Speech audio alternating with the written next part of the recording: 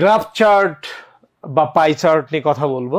দেখো, graph chart বা pie chart নিচ থেকে তো লিখতে হবেই। সেক্ষেত্রেও ফ্রি হ্যান্ড রাইটিং এ যদি একটু তুমি এগিয়ে থাকো, নিচ থেকে লেখার তোমার যদি মিনিমাম যোগ্যতা থাকে, তাহলে তুমি ভালো মার্ক পাবা। আর তা না হলে তোমার মুখস্থ বিদ্যা দিয়ে অনেক ক্ষেত্রে কাজে আসবে না, কারণ এখানে একটা ভিন্ন প্রেক্ষাপট দিয়ে দিতে পারে, তুমি যেটা প্র্যাকটিস করো অন্য ধরনের রেশিও দিয়ে দিতে পারে।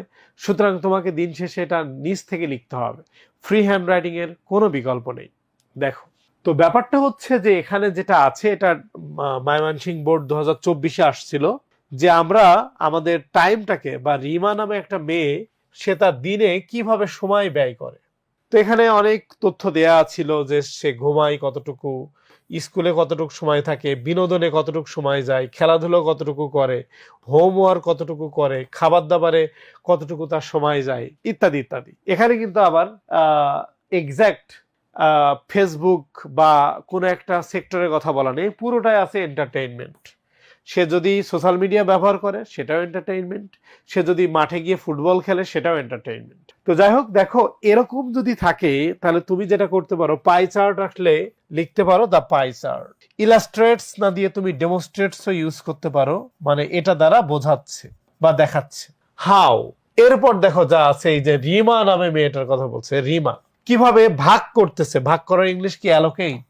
তো এটা যেহেতু বর্তমানে, তাহলে আমরা অ্যালোকেটস দিতে পারি। রিমা হচ্ছে থার্ড পারসন সিঙ্গুলার। এই যে তুমি প্যাসেজটা শুরু করলে, লেখা শুরু করলে, এটা ফ্যাক্ট। রিমা অ্যালোকেটস হার টাইম অ্যাক্রস ভেরিয়াস অ্যাক্টিভিটিস। ওকে, এখন আসো, রিমা স্পেন্ডস, রিমা ব্যয় করে 25% of her time to sleeping.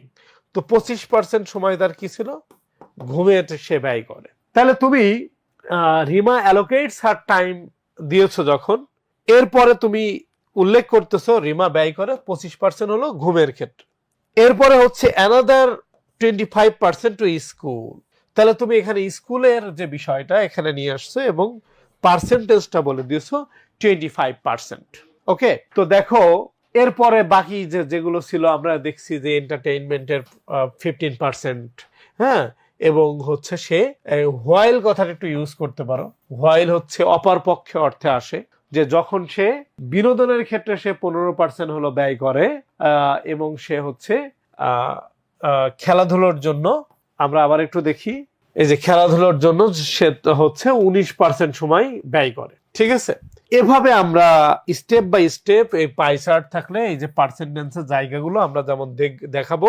আরেকটা দেখবো যে আসলে সবচেয়ে বেশি সময়, বা যে প্যাসেজ নিয়ে আসুক সবচেয়ে বেশি যেটাতে ব্যবহার হচ্ছে, যেমন আমরা খেয়াল করেছি যে ঘুম এবং স্কুলে তার একটা বড় সময় চলে যায়, এবং সবচেয়ে কম সময় যেগুলোতে ব্যবহার করা হয় বা কম সময় সে দিয়ে থাকে, সেটা নিয়ে আমাদের এখানে উল্লেখ করা যেতে পারে। তো ওভারঅল এরপর শেষে আমরা বলে দিতে পারি যে সে যে তার দিন পার করে, সে যে পড়াশুনো করে বা তার ডেইলি লাইফটা লিড করে, এখানে আসলে তার সামগ্রিক যে সময়, টাইম এর যে অ্যালোকেশন, এটা সম্পর্কে স্পষ্টভাবে এখানে উল্লেখ করে দেয়া। এটাই হচ্ছে আমাদের কাজ। ওকে, এখন আসো, এই গ্রাফ চার্ট এটা অনেকবার আসছে, হ্যাঁ, আমরা দেখতেছি কুমিল্লা বোর্ডে আসছে, দিনাজপুর বোর্ডে আসছে, হ্যাঁ, অনেক জায়গায়। এটাও সেই একই ধরনের প্যাসেজ। তো এখানেও টাইম অ্যালোকেশন, এখানে সে পড়াশুনো করে 20%, বিনোদনে 12%, খেলাধুলোয় 5%, অন্যটাতে 8%, কলেজ আওয়ার্স হলো 25%, স্লিপ হলো 30%। পূর্বের পাই চার্ট এবং এই পাই চার্ট একই টপিক নিয়ে, কিন্তু তথ্য কিন্তু একরকম না। আগেরটা ছিল রিমার গল্প, আর এখানে কিন্তু জাস্ট স্টুডেন্টস ডেইলি অ্যাক্টিভিটিস দেয়া। অর্থাৎ ফ্রি হ্যান্ড রাইটিং এর কোনো বিকল্প নেই, তুমি তোমার নিজ থেকে লেখা শিখতে হবে। এখানে মুখস্থ বিদ্যা সবসময় কাজে দিবে না। তো এখানে এই গিভেন পাই চার্ট ইলাস্ট্রেটস এটা বর্ণনা করতেছে, তুমি যদি একটু ইউজ করতে পারো the time allocation of students daily activities, এটাই কিন্তু এখানে ছিল। প্রশ্নে চেয়েছে the time allocation of students daily activities. তাহলে তুমি দেখে দেখে লিখতে পারো। শুধু একটা পরামর্শ থাকবে, শো একটা ওয়ার্ডটা আছে, এর একাডেমিক ওয়ার্ড ডেমোস্ট্রেটস বা ইলাস্ট্রেটস, এই ধরনের ওয়ার্ডটা দিয়ে দিবা, তাহলে তো আর দেখে মনে হবে না যে সরাসরি তুমি ওখান থেকে দেখে দেখে লিখতেছো। কিন্তু শো এর পরে বা ইলাস্ট্রেট এর পরে পরবর্তী অংশটা কিন্তু তুমি দেখে দেখে হুবহু বসিয়ে দিতে পারো। বাট তুমি তো প্রথম বাক্য লিখে ফেলছো, ওকে।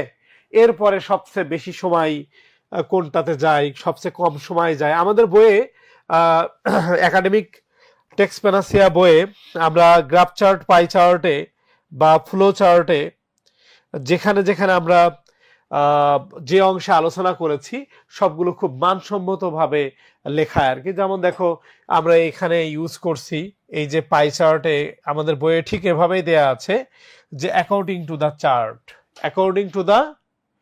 তো তুমি এই কথাটা মুখস্থ রাখতে পারো, মনে রাখতে পারো যে প্রথম লাইনের পরে তুমি স্যার রিমাস এখানে অ্যাপোস্ট্রফি এস কেন হয়েছে?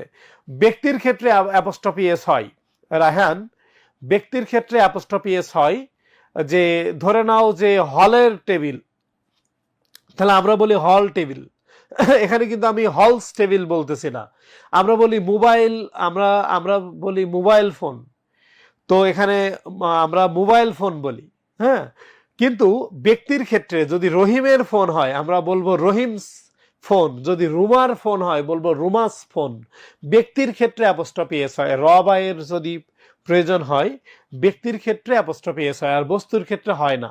যেমন একটু আগে বললাম মোবাইল ফোন, মোবাইলের ফোন, কিন্তু রহিমের ফোন রহিমস ফোন, ওকে। তো ব্যক্তির ক্ষেত্রে অ্যাপোস্ট্রফি এস হয়। তো যাই হোক, এই অ্যাকর্ডিং টু দ্য চার্ট, এই চার্ট অনুসারে the student spends most of his time, সে তার অধিকাংশ সময় ব্যয় করে ঘুমের ক্ষেত্রে, কলেজে, আর হলো তার পড়াশোনায়। তাহলে অলরেডি আমরা এই তিনটা পেয়ে গেছি। তাহলে সবচেয়ে বেশি, সবচেয়ে কম, এগুলো একটু আলাদা করে আলোচনা করলে ভালো মার্কস পাওয়া যায়।